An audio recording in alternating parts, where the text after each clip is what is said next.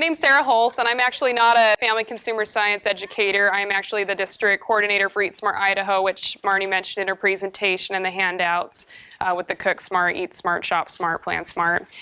So I'm going to talk to you about how to add some glitter to your table. And before my life in extension, I was actually a florist. Started when I was 15 years old. Worked with Floral Classics, and in your goodie bags you actually have a coupon for a floral arrangement from Floral Classics. They're in Rigby. Now it's a little bit far for some of you, but if you're in Idaho Falls or have a friend, feel free to share that. And I believe it's $25 you could also just use towards an arrangement if you don't want to do the basket arrangement that it calls for. So make sure to look that up for your centerpieces for either Thanksgiving or the holiday season. But we're going to talk about how to add some sparkle to your tables here, and I am going to talk about floral arrangements towards the end, but we're going to start with table scapes first off. Because this is a family edition, I think of tradition, and a tradition in my family is that when a young woman turns 18, mom takes you to the china store, you pick out a set of china, and then every year for maybe your birthday or Christmas, when you might receive a gift, you get a piece of your china, so that over the years you start to accumulate your own a little bit. Because it takes some time to add up, and it's not super inexpensive. How many of you use china with maybe some of your bigger meals, like the holiday meals? Okay, or maybe a family members, grandparents, aunts, or your friend that sets up a china table, or maybe you're just going to a conference. So we're just going to talk about how to be familiar with some of those pieces and how to set a nice table setting. And a table setting can also be referred to as a cover. So you might hear it that way as well. Any Downton Abbey watchers here? Okay, had to ask. Mr. Carson, I think of the butler, bringing out his ruler and measuring all the parts of the cover setting. There is some truth to that. It's recommended that a cover setting be 20 to 24 inches wide and about 15 inches deep, just to have plenty of room there. And how wide your cover is might determine where you're going to place your napkin, so there's a little bit of science behind it. So a proper formal cover setting, start with a placemat. That's just to kind of help with spills, adds a nice accent. I really like to keep neutral colors so you can use them for more than one event. Next thing you might have is a charger. This is going to go underneath your dinner plate and just adds a nice accent. So we have a regular dinner plate. There's a lot of just beautiful plastic plates too, or paper plates that you can use at your meals. If you want less cleanup, that's definitely an option. And the chargers, I forgot to mention this, you can actually find those at the dollar store too. I've seen them there, and it's just a nice accent for any plate you can use. So after your dinner plate, you might have a salad plate, and these might have some design to it, they might not. Followed by a soup bowl. We'll talk about soup bowls a little bit. It's just kind of a regular soup bowl, but cream soups, they might have a handle on the bowl actually. So if you're maybe inheriting someone's set, just to be familiar with that. And something important with your table settings, if you don't need the dish or the utensil for the meal, you don't have to set it out. Just something important. I know sometimes we think, well, we'll set out all the utensils, the spoons, the forks, and the knife, but you don't always have to have them out. Some places you go, you might have a bread plate, and this goes towards the top left. I know you can't see this setting here, but kind of the bread plate there, followed by you might have your own butter knife there as well, and that can kind of sit, as it shows in the picture, on the top of the bread plate. All right.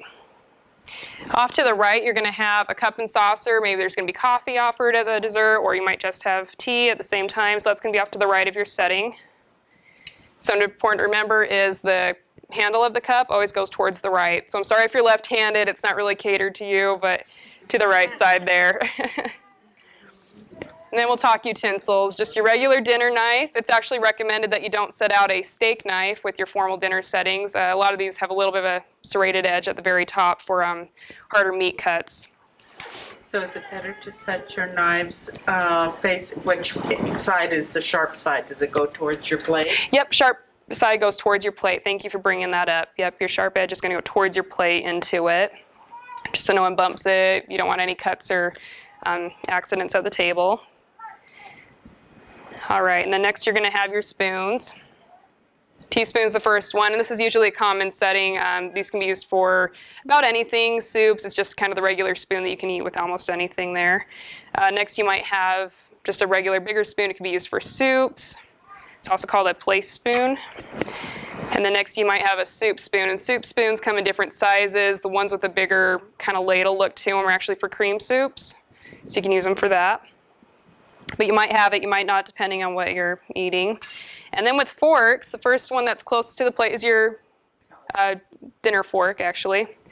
It's going to be a little bit bigger I go there. And there's actually different types of forks. There's fish forks, strawberry forks, lemon forks. So just depending on the set you get, just so you're familiar with some of those pieces or if you see them. And then you're going to have your salad fork. It's a little bit shorter in the prongs, a little bit smaller, and that's going to be on the very outside, the very left of your forks on the left hand. At the top, you might have a cake fork or a dessert spoon. You kind of see that in our picture there and the different directions that they may face.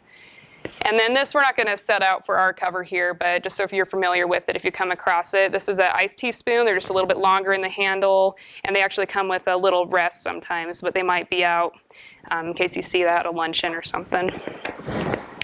And this is actually, I believe, a pickle fork, but you might also see some that look similar. It's a cocktail fork, and it actually doesn't go on the fork side. It's going to go to the very right of your spoons towards your drinks.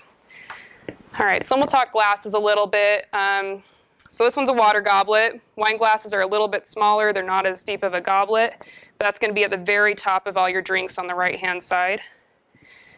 Just towards the top, the water glass.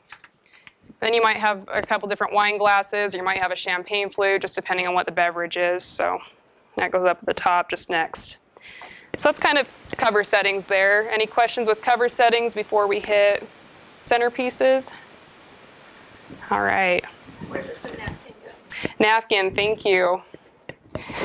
All right, so depending on how much room you have, either you can have your napkin in a napkin ring or fold it in a fun fashion on the very left-hand side if you have lots of room, and at your table. If it's a tighter setting, you have lots of people sitting at your table. Same thing, you can fold it or use a napkin ring, and it might go across either your bowl or like your salad plate. So it really just kind of depends on how much room you have at your table, if you want it on the left-hand side or on your plate. Either one is appropriate, though. So it's not appropriate to put it underneath your silverware? Not underneath your silverware. I mean, I've seen it there, but formal setting, usually it's going to be off to the side so that you can easily access it without having to touch any of your utensils or any clinking sounds. Yeah, great question. Thank you.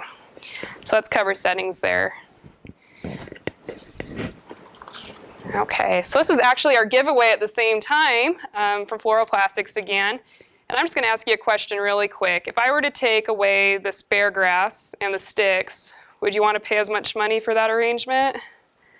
Okay, it's a little bit smaller looking. So it's kind of a tactic florists use is they'll use sticks to expand that out. And we call it using air or selling air, just because it expands the floral arrangement. We can also use glitter sticks or ting-ting sticks, whichever you'd like to use. Another tactic they use is using left to right. So when we read left to right.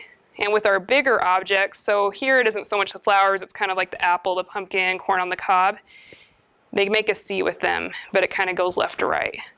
And that's so that you see the entire arrangement at the same time. So just a couple tactics along with using bright colors, lots of different sizes, fun textures at the same time. And with any centerpieces you use and just having them in the center table, the goal is to keep them low so that you can have a nice conversation with those across the table from you. You don't want anything too high.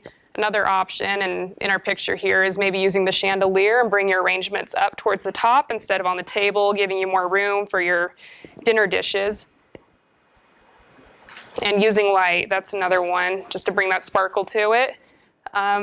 Katie talked a little bit about them, so you can find them at the dollar store. This actually came from Porter's.